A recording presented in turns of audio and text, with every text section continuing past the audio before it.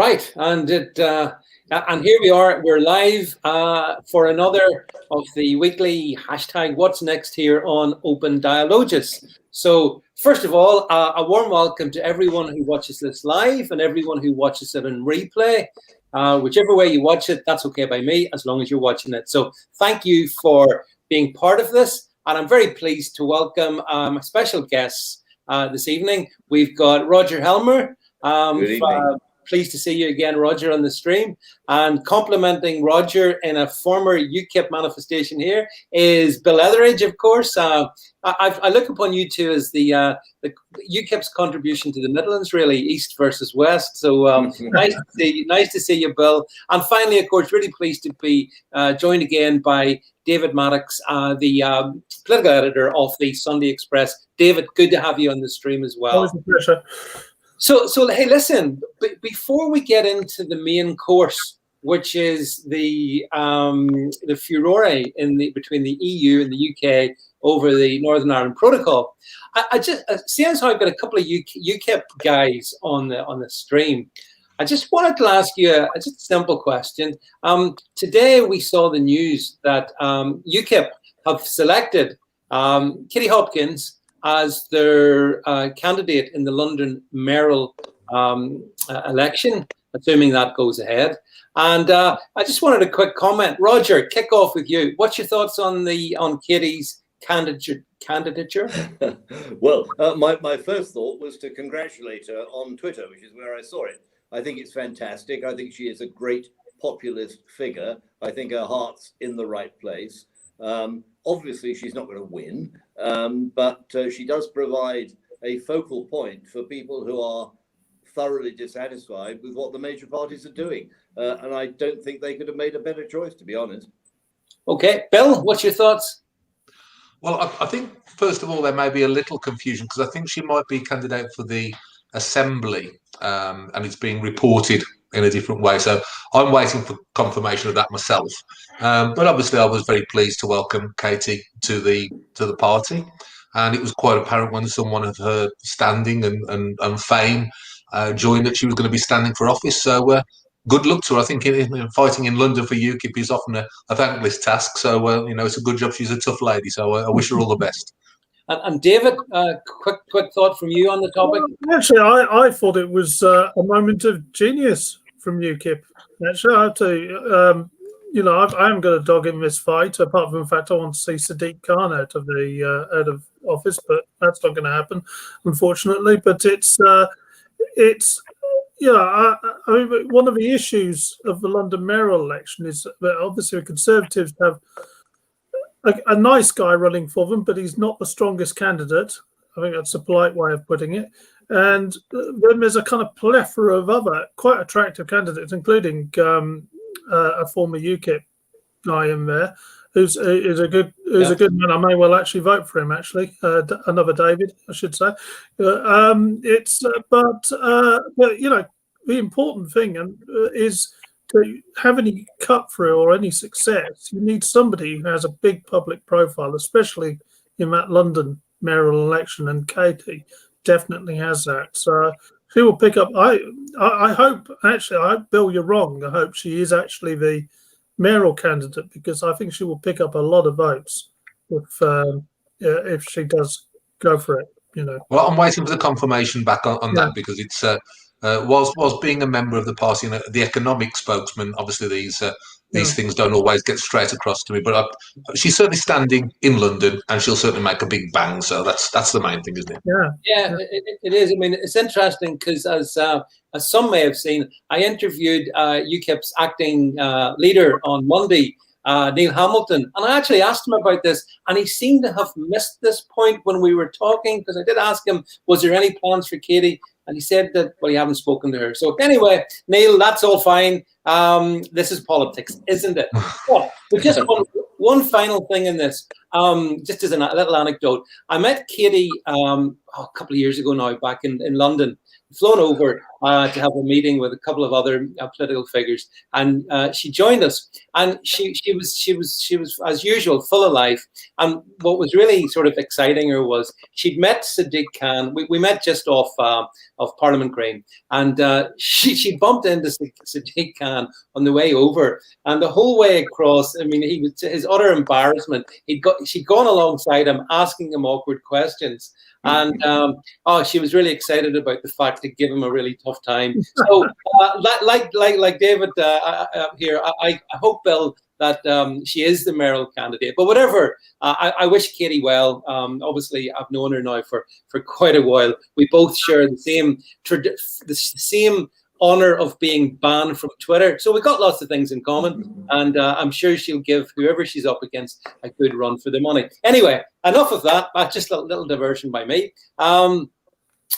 Right, the big topic, what we need to chat about is the European Union, or the European Commission in particular, scoring one of the biggest own goals in the history of politics, as far as I can see, over the weekend. I see you laughing, guys, and I think as a nation we were almost laughing. So this obviously is the story about on Friday night. To my horror, the Commission said they were going to trigger Article 16 of the Northern Ireland Protocol to make sure that they could actually stop vaccines travelling from the EU to Northern Ireland. Apparently, they want to kill us all here in Northern Ireland. But anyway, just Northern Ireland, not just Northern Ireland. I mean, this was part of a wider blockade. Well, absolutely, David. We'll talk about that. But put it like this: Arlene Foster wasn't too happy about it. To put it mildly. But anyway, within a couple of hours, I mean, the brakes had been hit. The thing had been put into reverse, but the damage was done. So let's kick off. Roger, first of all, kick off with you on this one as well. So what was your sort of response to what you saw unfold on Friday evening?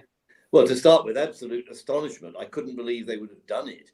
And then when I realized that they'd done it and realized that they'd pulled back, it opened a whole new landscape of progress in terms of what the European Union is about and how we understand what the European Union is about. First of all, because having spent all the time saying we must protect the Good Friday Agreement, we must not have a border, they then react to their perceived problem and their obvious mistake with vaccines by saying that they are going, in effect, to put in a border for vaccines. How they would have done it logistically, I have no idea. But that's what they say they would do. But there is another point here that I think is also a huge advantage for the British government in its negotiations, because if the British government had invoked this Article 16 to change the terms of trade across the Irish Sea, then of course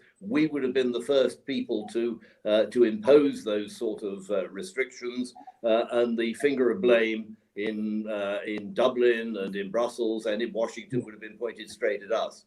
Now, if we need to do it, and we'll come around to whether I'm sure we'll come around to whether we need to do it or not. But I suspect, in my view, probably the Prime Minister will want either to invoke Article 16 or at least to threaten to invoke Article 16. It's much easier for him because he can say, look, you guys did it first. We're not the bad guys. We waited and then did it later on if we had to.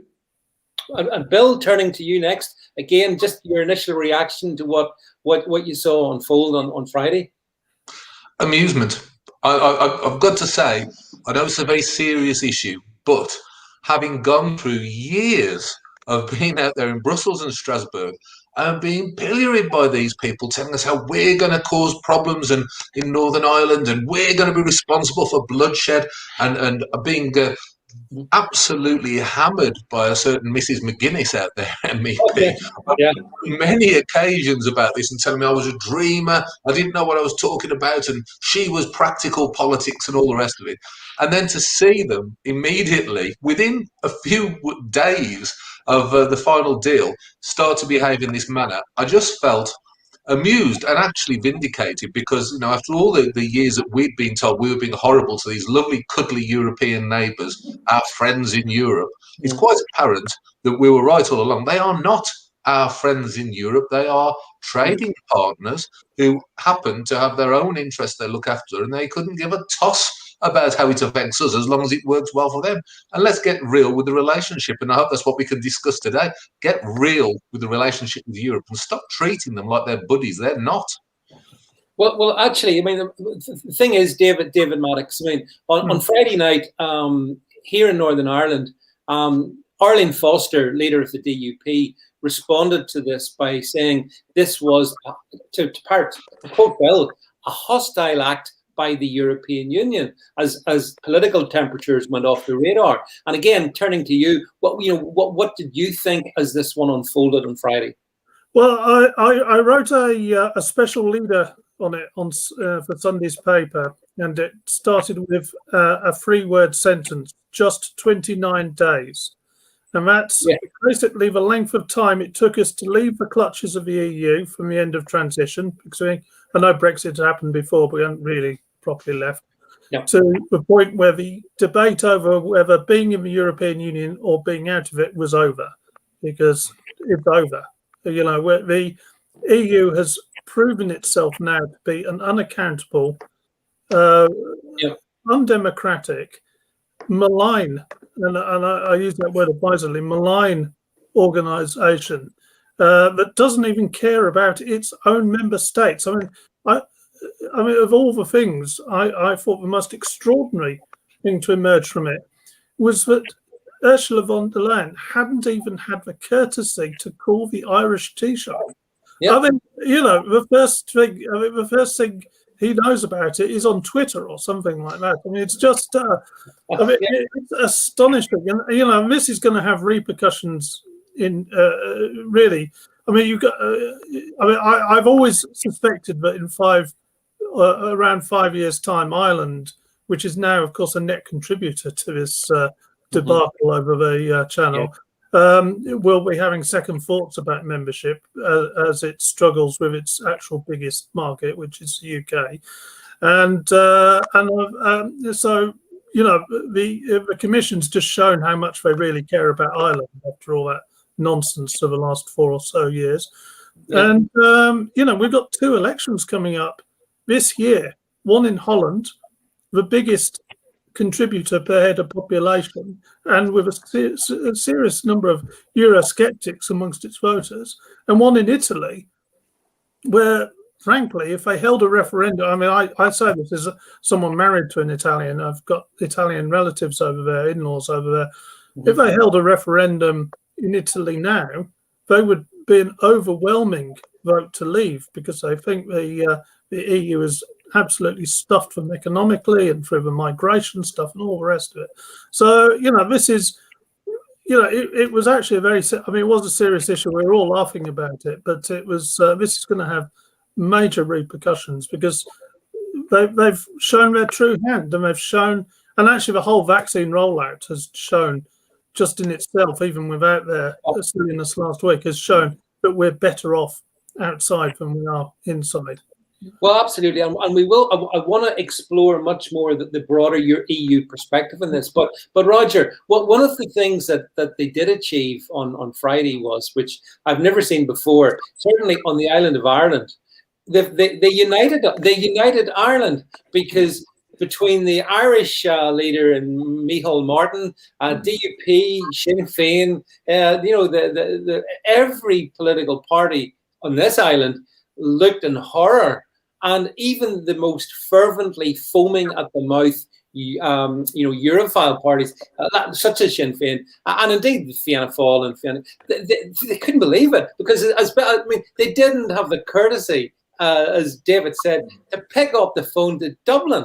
And of course, I wonder, Roger, does that tell us something about the mindset of those in the Commission and how they approach individual nation states? I mean, Craig says here they didn't even bother to tell their little northwestern colony. There's something in it, isn't there, Roger? No, you're absolutely right. I wanted to raise that point, the fact that they managed to unite all sides. They got Sinn Féin singing off the same hymn sheet as the DUP. They got Dublin virtually, or being supportive at least, if not singing off the same hymn sheet as the Westminster government. And by the way, they got Washington in as well. Yep. I mean, that is just an extraordinary achievement. And it just shows what a bloomer it was. Now, your general point, does it illustrate how they deal with countries? Yes, the fundamental difference is this, that they like to present themselves as being there for the benefit of the European citizen. We're going to give you a better life. They used to say we're going to give you vaccines and all those things, which they've shown they can't do. Yeah. But they always come back to defending what they see as their institutional integrity, defending their single market, defending their treaties, defending the Lisbon Treaty, and not allowing people to move. And that is the problem with Northern Ireland. I think with goodwill, if only there were goodwill, and we've rightly been saying that Bill's been saying they are not our friends. And heaven knows you could hardly ask for better evidence of it. If they were our friends, if they were our partners, if they were working with us to make life better for their member state, the Irish Republic, and for their trading partners, which will include the United Kingdom of Great Britain and Northern Ireland, then there are many solutions, or obvious solutions, which could be made to work with a bit of flexibility. They won't do it because it's a sort of article of faith. You know, they mentioned the Pope and ex cathedra. So far as they are concerned, the ex cathedra bit is the European treaties, and anything which does or even might threaten some obscure aspect of those treaties is much more important to them than actually a truckload of fresh seafood in Calais, or indeed a truckload of vaccines in Dublin, or all the trade across the Irish Sea. But as Roger says, though, it is, Bill, it is a malignancy of the European Union. They are our enemies. They are not our friends. You said they're our trading partners, and that's right, Bill. They are as well that. But the very fact that they could even have given consideration to the triggering of Article 16 of the Northern Ireland Protocol, it kind of beggars belief almost. But it also beggars, does it not, Bill, the stupidity of the British government for agreeing to the protocol in the first place, because it's that which the EU have instantly exploited, as David said earlier as well, isn't it? Yeah, I mean, I've got the EU for me are trading partners and rivals. That's how I would categorise them. And I think, you know, they even managed to get the Archbishop of Woke, Justin Welby, even was mildly critical of them. I mean, how they can possibly get that weird wizard to be critical, I don't know, but they did. Now, you know, it's right. The British government was stupid in its negotiations, and it's not just Boris. It's every moment since we had that referendum vote. They have been ridiculously enthralled to the EU, rather than going at it from the point of view that we've just discussed here, where these people are at best rivals and trading partners, at worst potential enemies, and basically we have to do a deal in our own best interest because they will do a deal in what they consider to be their best interest, and those two things are diametrically opposed. So we should not, at any point, have given ground, let alone spend years begging and pleading with them to be nice. We should have been taking a hard line, just exactly like they take when the going gets tough. What's the first thing they do? They get tough back. And that's how we should deal with it. No, I tire of constantly hearing people refer to them as our friends and all the rest. And I'm tired of all this being enthralled to them. They are a block on our doorstep who we have to have some kind of trading relationship with, but they are certainly not in any way interested in the good of the British people, or for that matter, the European people. They're only interested in the European elite. Well, isn't that the case, David Maddox? I mean, this all came about really because they'd made such a mess of their own plans to roll out vaccines, and they were getting a lot of heat from that from individual EU nations. So it's like they just lashed out, and who better to lash out at than the Brits? So, you know, I mean, would you agree with that? That this was a kind of almost a reflexive lashing of Britain because of an internal EU feeling. Yes, it was. That was actually the basis of their mistake, because of course most of the previous 5 years, the combination of Remainers in this country saying how dreadful this country was, combined with the kind of unity of the EU and the negotiations, allowed them to, whenever they want, to lash out at Britain and just try and put us in bad light. So maybe they just thought they could just do it again and everybody would pile in behind them. I don't know about you, but I noticed all the Remainers on my Twitter feed suddenly went silent on Friday and really picked up. I don't know what could have happened that may have caused that, but it was, so what they've learned now, I think, is, or hopefully they've learned, is that they don't. Britain is no longer a free hit for them. Just attacking Britain isn't going to bring everybody together. In fact, it obviously did the reverse, as you rightly pointed out. And as you say, they this all came down from the fact that they're humiliatingly bad. I mean, it's awful rollout of that. I mean, again, I talk about relatives in Italy. I'm worried for them.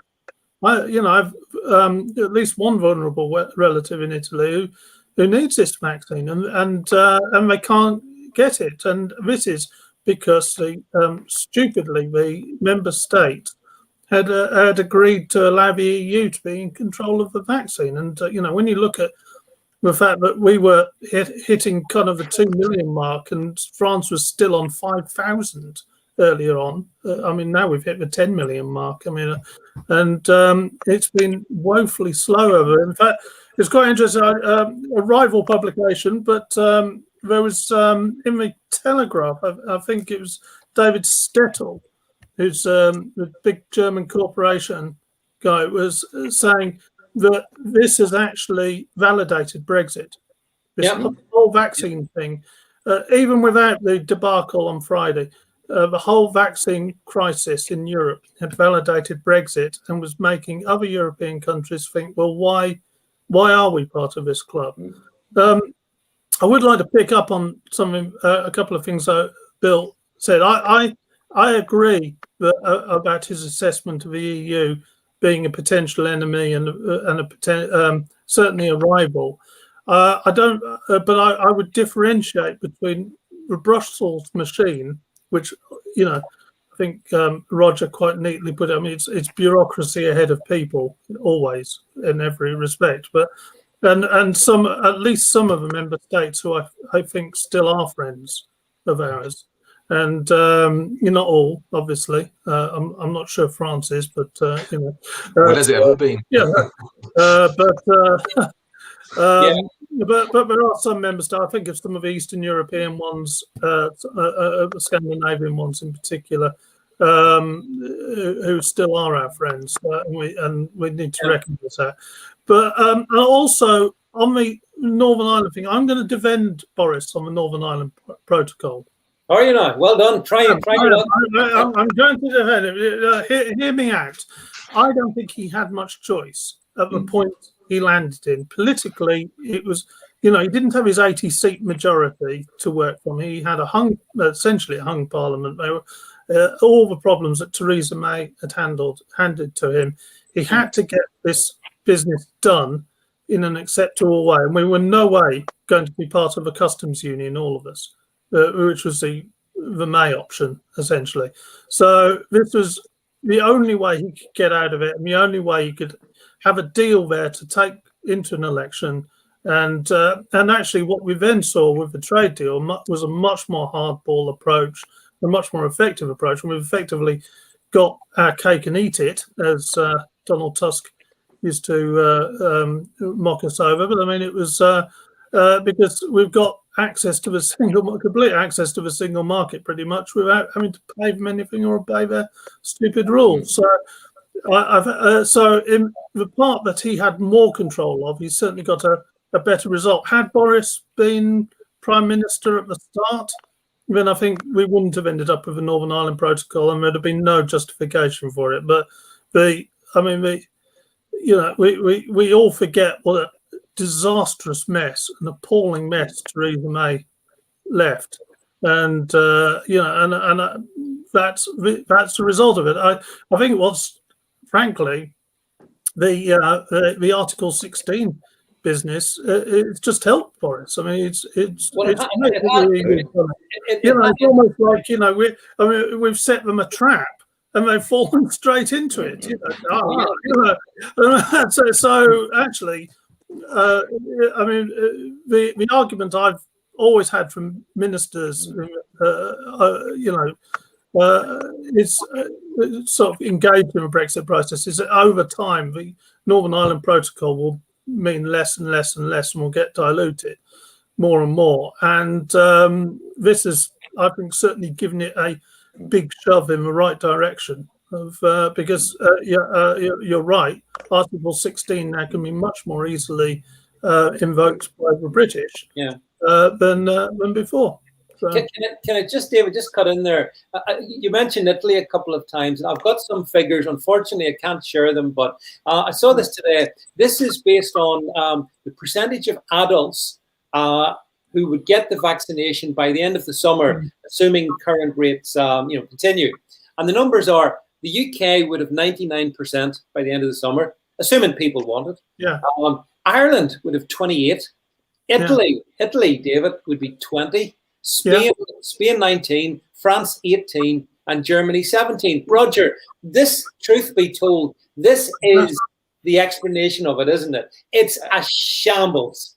Oh, it's an absolute shambles. Yes, it is. And it's interesting to think through a bit why it is. But before I do that, can I just come back to David Maddox's point? Because I'm inclined to agree that maybe some on the Brexit side are giving the Prime Minister a bit of a bad rap on this. And I agree absolutely with David that what he said was Boris had to get a result. He had to have something that in the round he could bring to Parliament.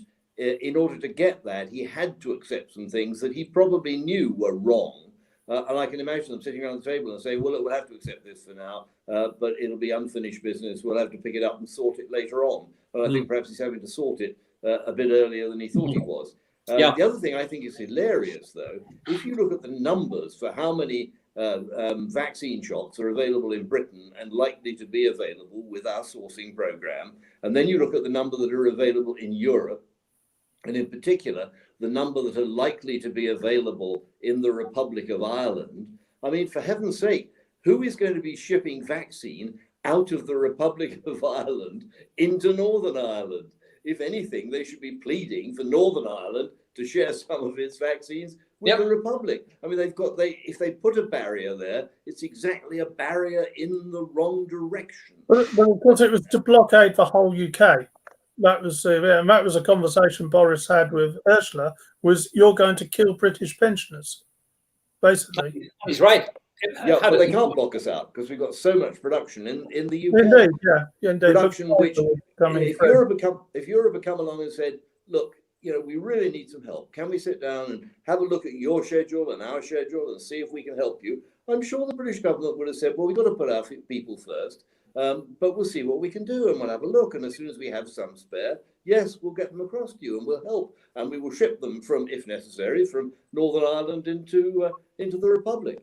But this is the extraordinary thing. Can I just make one other point, though? I read this comment. It's not an original comment. It's something I read in the paper, the Telegraph today, and it was Ambrose Evans Pritchard, who I'm afraid I read all the time. But he made the point that what Europe did on sourcing vaccine was not some random incidental mistake that anybody could have made. On the other hand, it was actually baked into the ideology of the whole European project. They are fundamentally deeply conservative with a small c, deeply risk averse. They look at everything, they go through everything, they apply the precautionary principle, they think about it. They would have been very reluctant to order vaccines much before they had clinical trial results. And the result of their slow, ponderous approach actually left them with scarcely any vaccine at all, whereas the British government, to its credit, was prepared to say, OK, we will back a whole range of suppliers. We know some of them may fail. I mean, thank heaven that they're not failing very much, but we know some of them will fail. We don't mind that because it's worth it to get what we want to get. I mean, one of the other things in the mind of the Commission, I'm sure, was they dreamed of finding a real 100% European source. And they worked, I believe, with Sanofi in France, which is, I think, I'm told, is France's last remaining major pharmaceutical company. And they would have been so happy if they could have got a working vaccine from Sanofi and got it produced in enormous quantity in France. And that would have been presented as a triumph for Europe. Unfortunately, the Sanofi project crashed, as the Merck project crashed, and they didn't get it. But it wasn't just a careless mistake. It was a direct consequence of the way they do things.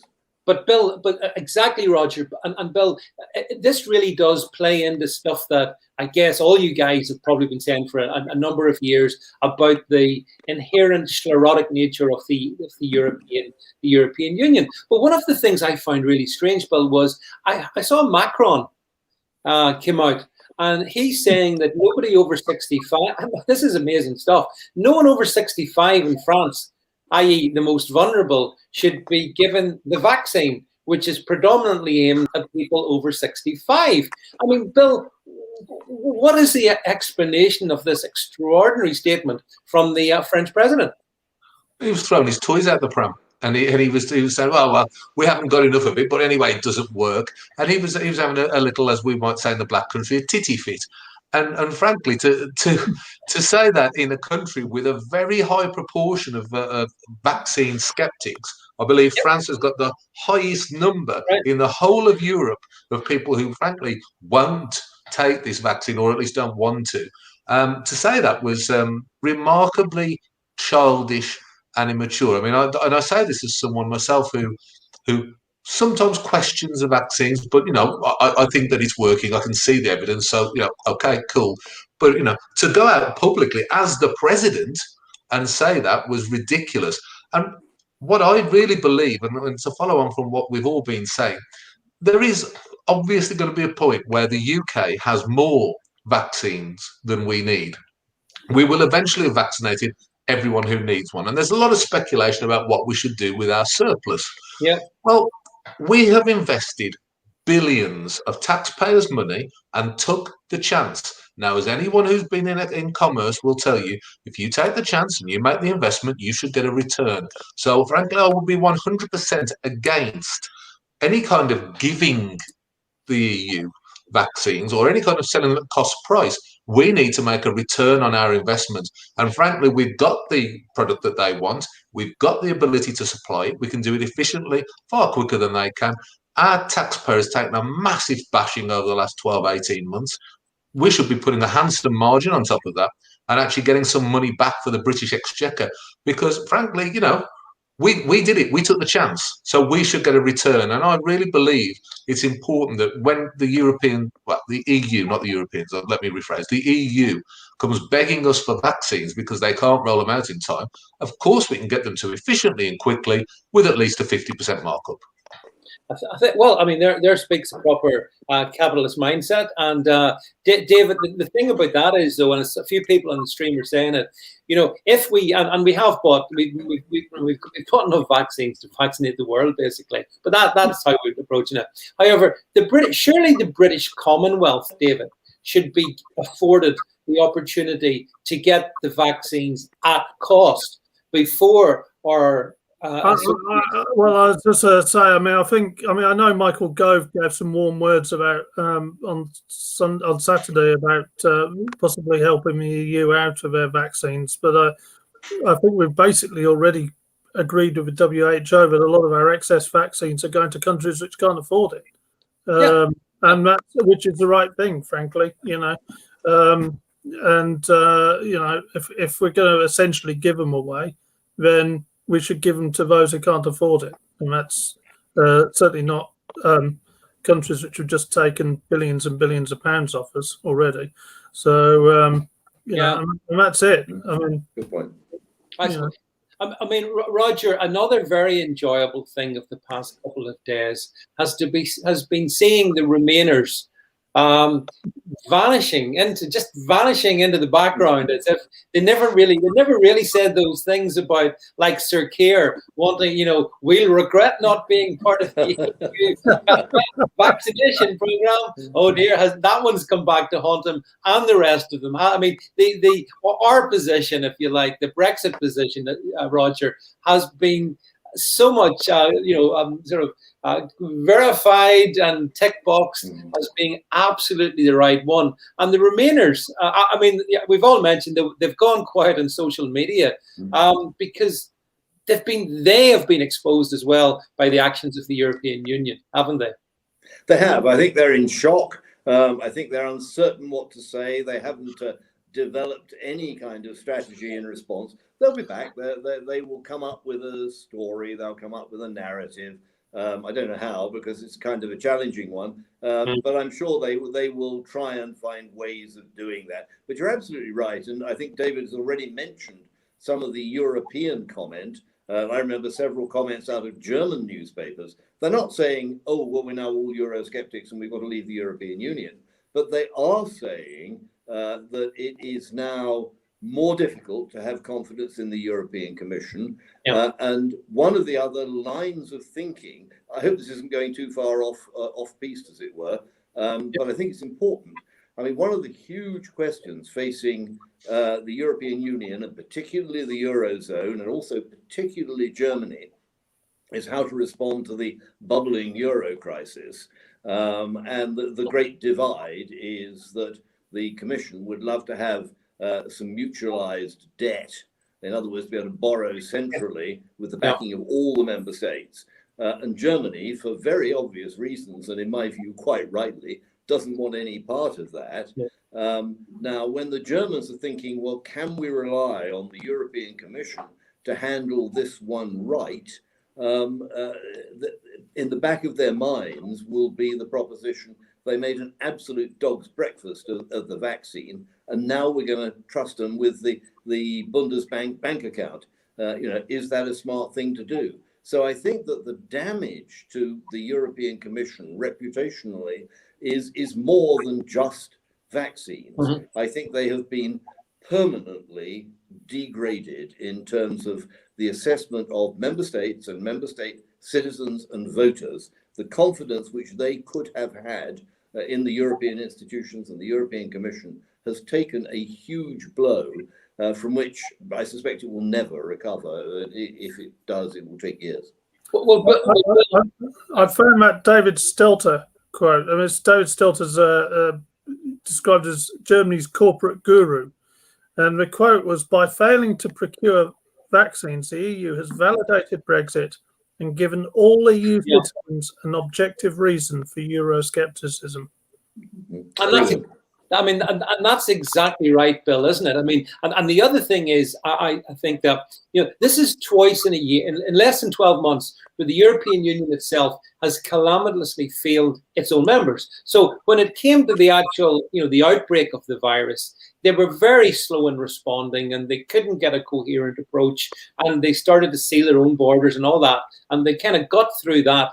And even now, 10, 11 months into the pandemic, yet again, they're failing their own people. I mentioned some of those, Bill, the likely vaccination levels. Italy, David's Italy, 19% by the end of the summer, if they're lucky. So Bill, does this not really put a genuine strain on what Roger said is the relationship between those nations and the Commission, most definitely, but the project in general? Because if they can't cope when they're all facing potentially lots of deaths of their own citizens, what the hell can they cope with?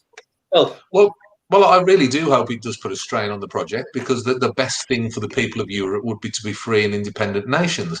And certainly Italy is an excellent case where they have been really, really done over by the EU time and time again. And, having worked out there in Brussels with people from the Five Star Movement who joined our group from Italy, quite positive about the EU. Just think it needed a few changes and tweaks and all the rest of it. And by the time they'd been there about 18 months, they realised exactly what we'd been saying all along, and they became just as sceptical of the whole thing as us, and they're the soft ones out there compared to the Liga, who are really are, you know, pretty intense about leaving. You know, it shows that in a crisis, what has happened? Individual nations have closed their borders. They've taken choices themselves because it's worked better. Because nothing that is so big and cumbersome can react quickly enough. You know, take away all of the principled arguments about sovereignty, freedom, and all the other things that I think are really important. You look at the practical side of it. This thing is too big, too cumbersome, and it's trying to bring too many different cultures and people and systems to work together. There's no way in this kind of circumstance, and God forbid that we have to put up with these circumstances much longer, but there's no way in a real crisis they can work effectively and efficiently. It cannot happen. But one word of warning, as soon as they get past this, they'll start rewriting history, and they'll start pretending it never happened, and they'll start speaking about unity and everyone pulling together again, and they'll start the PR campaign and the spin to make out that somehow it was a triumph, because that's how they worked. So let's not be too comfortable about it. They will fight back. Well, actually, David Maddox, I mean, within 24 hours of the debacle of Friday night, they were starting to spin it. It was being spun about, well, yes, it's a bit of a blunder, a bit of, and the British government were going with this, by the way, is a, you know, okay, they probably got it a bit wrong, but we're all still good pals, and we're still all in it together. You know, do you think that's a credible position to hold? That after this, we can still believe that the European Union are our good friends. And David Maddox's second point, because Italy has suddenly become a feature in this history. But I'm actually very happy because, like Bill said, I've got friends there as well, and they've gone through the absolute ringer, you know, and for reasons, and for kind of complex reasons we don't have time to talk about here. But Italy has been through hell and back in so many regards, David. And when you look at the fact that at the very best, by the end of the summer, you know, they're lucky to have 1 in 5 vaccinated. Best case scenario. Again, doesn't that demonstrate the lamentable failure of the project? It does. I mean, there's no two ways about it. It turns out, as we said all along, that a sovereign nation states are much better at dealing with public health crisis. I was just going through, you were talking about the various things Remain has said over the last years ago. Earlier today, I was going through some of the kind of memory lane on some of the Project Fear, and from the Bible of Project Fear, the Financial Times, you know, which and found an article saying, "Farmer warning of Brexit impact on public health emergencies." You know, it's like, you know, and I'm not sure it worked out quite as they were expecting it. You know, they were. It certainly hasn't, David. But Roger, I'll put it to you that again, I think Bill made a really good point there. That these people, you know, they will come back. They'll come back quick enough, actually, I think, because they don't really ever admit that they failed. They're incapable, which demonstrates just what a big failure they are, ironically. But they can't admit that. And so, if anything, I think, you know, to paraphrase the current White House secretary, we'll circle back in that one and just keep trying more and more. And maybe the solution is we just need an even more powerful European Commission that can make even bigger decisions. And I suspect that's probably where this awful structure is going to go. What do you think, Roger? I think you're absolutely right, David. Their reaction to any adverse situation, we sort of joke about this. It's become a kind of standard line, but it's more Europe. If Europe fails, it's because we don't have enough Europe. But that is wearing a bit thin, isn't it? And can I ask you a question? Europe would like to develop European armed forces. Now, having seen what they do with a public health emergency and sourcing vaccines, how do you feel about the European Commission being ultimately responsible for Europe's defense and Europe's armed forces? Because I just find it absolutely, well, in a sense, it's absurd. You could almost make jokes about it, but it is actually scary and terrifying. Because I would like NATO and individual member states in their role in NATO, and we have quite a big role in NATO, to be concerned with the defense of Europe. And I would like to see us cooperating with European allies. Fine, of course I would. What I do not want to see is the dead hand of the Commission actually sitting on the armed forces, which we may need. Just on that, a colleague of mine said on Saturday morning, thank God Ursula von der Leyen doesn't have a nuclear button to press, because obviously nuclear options yeah, but the thing is that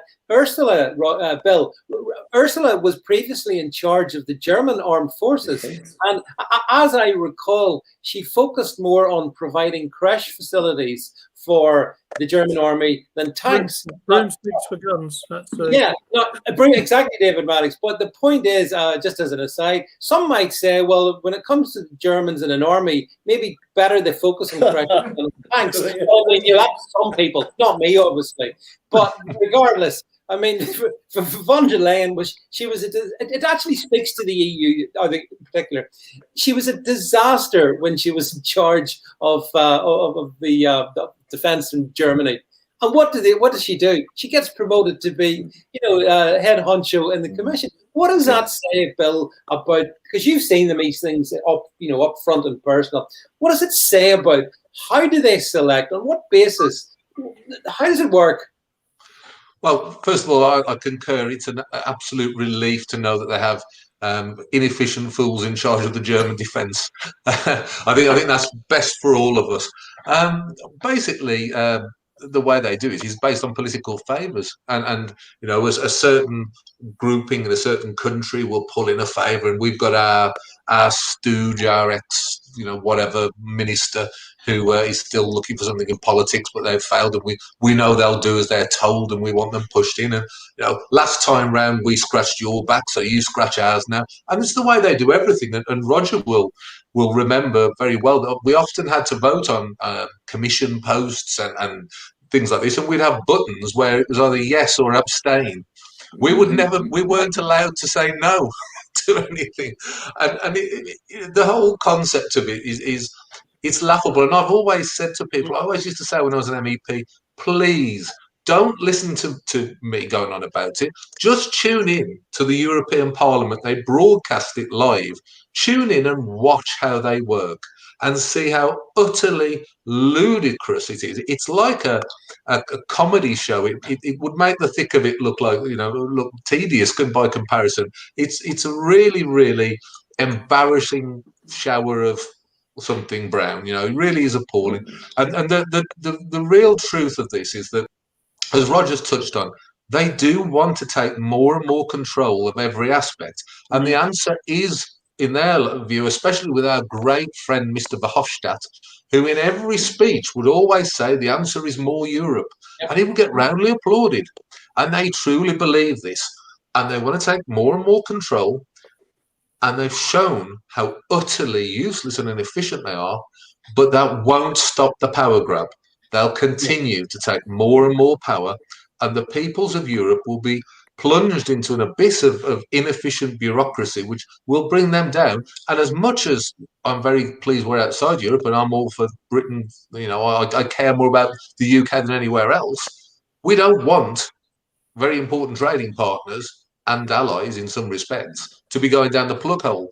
So it'd be far better for us if the whole thing broke up and we got independent nation states back again who could work together loosely and trade together, because you don't bomb people who you trade with, so there's no requirement for everyone to be in a big club. So let's just do it that way and encourage the breakup by showing how well it can work with Brexit. Well David, just switching to in the final section of this to a British perspective, I mean, it really does underline the benefits of the UK going out, regaining our sovereignty into the world, making our own decisions, and this has come early in that process. It's only come, like less than a month into the, if you like, our more free status. So this is really a benefit for Boris and his government, isn't it? Because he can use this to make Britain look really good in terms of how efficient we can deal with things, because we make the decisions, not the European Commission.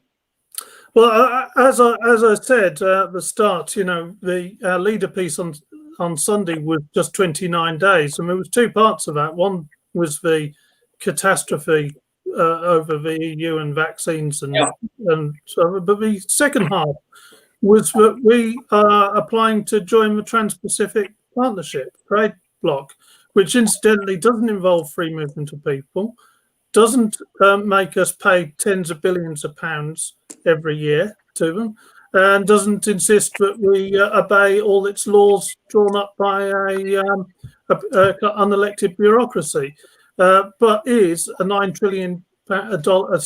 trillion free trade area, and is the fastest growing in the world and will overtake the EU soon, and also will give us a route into the United States, because the one silver lining, as far as I can see, about Biden being president is that he's going to get the US to rejoin this, so we'll have a backdoor route into the US as well, which is great. And actually that also, so none of this could have happened whilst we were members of the European Union, obviously. And we're running a poll this weekend. I don't want to give out the numbers as of yet, but it's interesting that the mindset of people in this country has changed dramatically, because when asked, is our future economic prosperity in Europe or the rest of the world, there is a very, very clear majority for the rest of the world now. And it's quite a big poll, which, you know, I'm not sure that would have been true 2 or 3 years ago.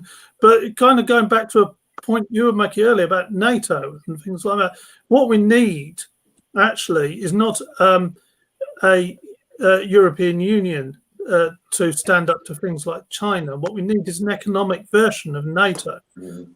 And the interesting thing about this is, I think with the TPP, the Trans-Pacific Partnership, is that, you know, this includes Japan, it includes Australia, it includes New Zealand, it will hopefully include us and the Americans soon.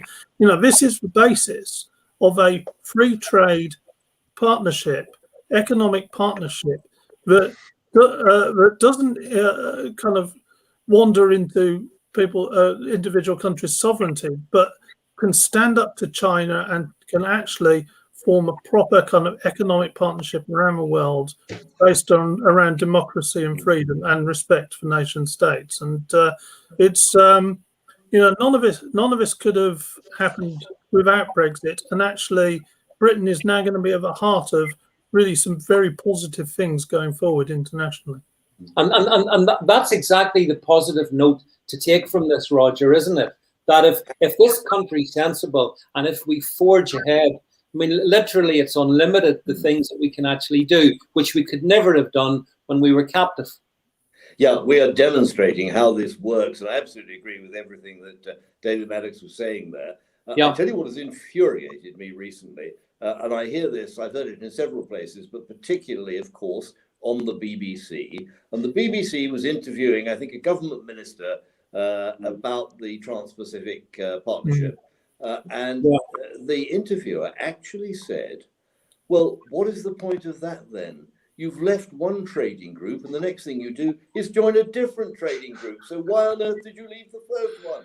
And I was almost sort of jumping up and down. We had years of debating Brexit. We had years of discussing why some of us, many of us, thought that the European Union was a bad and damaging thing. And here we have not some uninformed person from a back street, but a BBC interviewer who should have known what she was talking about, actually equating a political union like the European Union as against a free trade area. And David has gone through many of the points that make a difference between one and the other. I might add, David, that I don't think the Trans-Pacific Partnership has a passport, a flag, or an anthem either. Nor, as far as I know, is it developing a Trans-Pacific defense strategy. So the difference is enormous. It is a trading group. The thing is, people talk about the EU and say it's a free trade area. No, it is not.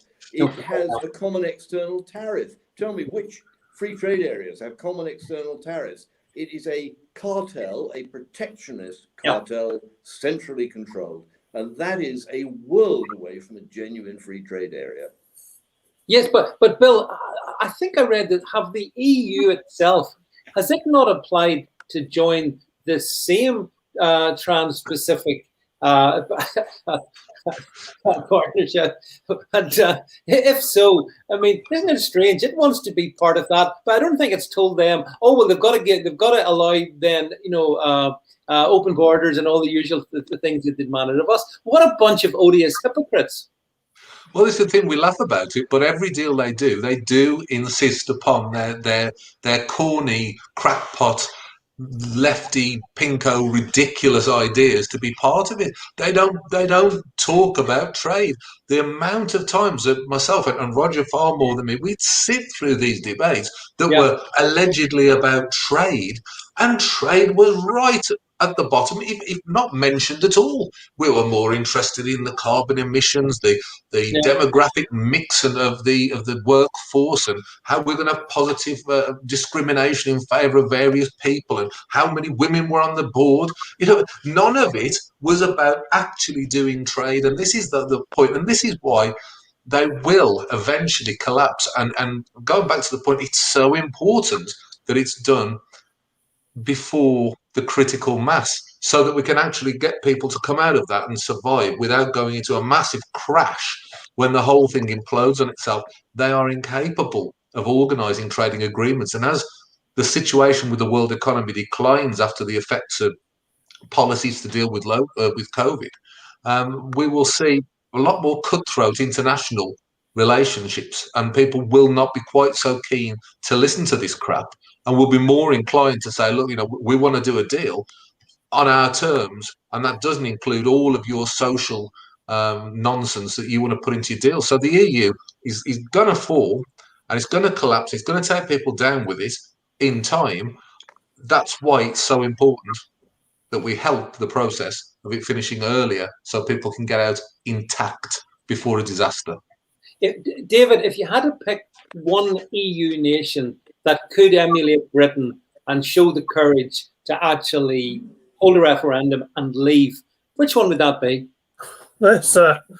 Wow, there's quite a list, actually. I think there's a lot closer than people realise over here, because, we've been fed all this propaganda by the Remainers and their allies in the media. Obviously not the media I work for, but anyway, other media. That they're all united as one. Their elites may be united as one. Italy's always put up high, and I think if Salvini wins, there will be a referendum, and Italy will vote to come out. I wouldn't be surprised if Holland is up there. As I say, they've got an election this year. They're pro-EU. Relatively corrupt government, as it turns out, has just collapsed. I wouldn't be surprised if Ireland, if the others hold on somehow, Ireland in a few years' time is going to become ridiculous. Their biggest market is still going to be us, still going to be Britain, but the interesting one, actually, looking up, is it 2022? The French presidential election. Yeah. Let's look at that. Because there is a huge amount of Euroscepticism in France. In fact, arguably more Euroscepticism in France than there is in Britain, which is saying something. And, if Le Pen wins, or if the centre-right guy, the Republican Party, has to put a more Eurosceptic message out there to unseat Macron, then you watch, France will lead. Well, I noticed, Roger, that Marine Le Pen is actually leading in the polls in France. Now, I know there's a bit of time to go, and lots of stuff can change, but it is interesting to speculate, isn't it, in terms of, because I suspect, Roger, if one pillar comes down, and if it's a big pillar, the whole thing's going to come down then very quickly, like Bill said. Would you agree? I think you're right. I think they hated, of course, one major country leaving. That's been a horrible shock for them, although it hasn't changed their direction of travel. But for two to leave, I think that would be extraordinary. I'm very attracted by the idea of Marine Le Pen winning. Some things that she says I'm not sure I'm very comfortable with, but broadly speaking, as a direction, and especially on European policy, yeah, that would be great. But I wonder whether it's going to happen. Correct me if I'm wrong, but I understand that the presidential election first round has a number of candidates, and she may well come first out of that number of candidates. What I fear is that on round two, people who voted for also Rans will actually vote for Macron. The last poll did what happens if it's Macron versus Le Pen in the final two, and it was a closest. Macron still won 52-48, but it was the closest it's ever been, and the gap is narrowing dramatically. Yeah. Hey, Bill, there's a percentage to contemplate. 52 versus 48. Yes, we've heard that one before, haven't we? Yeah, we haven't. But Bill, which country do you think would be most likely then, just to finish on, to follow Britain? I think France is the big one. I think that's the one because the people there are strongly in favour of leaving. And I actually think that if it was someone other than Marine Le Pen who was the leave candidate, so to speak, I think that it would be even more certain because, as Roger pointed out, the presidential system there does gravitate against someone who is so Marmite, and the other ones will vote against her in the second round. But if there was a referendum, I'm sure the French would leave. I'd also like to point out the Swedes. The Swedes are increasingly getting more questioning of this. And of course, as some of the contributors have said on the bottom of our screen, most of the East European countries, the whole thing is falling apart. I can't think there are very many countries in the EU with a settled, significant majority in favour of staying at the moment because they can see that the thing's useless. So great news, the people and people power. We led the way in the UK with people power, and it's going to sweep across Europe, hopefully very soon, and we can see real freedom and a victory for the people. Well, that's a positive note to end. It's always good to, even in these trying times, these trying COVID times, to find positive notes, and you've just given us one. So listen, gentlemen, thank you all very much for being on the stream. I really enjoyed the chat tonight, and thank you everyone who's watched this, who's contributed, who'll watch this in replay. Make sure you join Bill tomorrow night on Bill's own stream. Make sure you tune in for Bill, and I'll be back with you soon. But that's it for us all tonight. Finally, do make sure you support by subscribing to our YouTube channel. Hit that subscribe button so you get notifications, and follow Open Dialogues on Twitter. That's it for me and the panel. Thank you very much. Good night. Good night. Good night.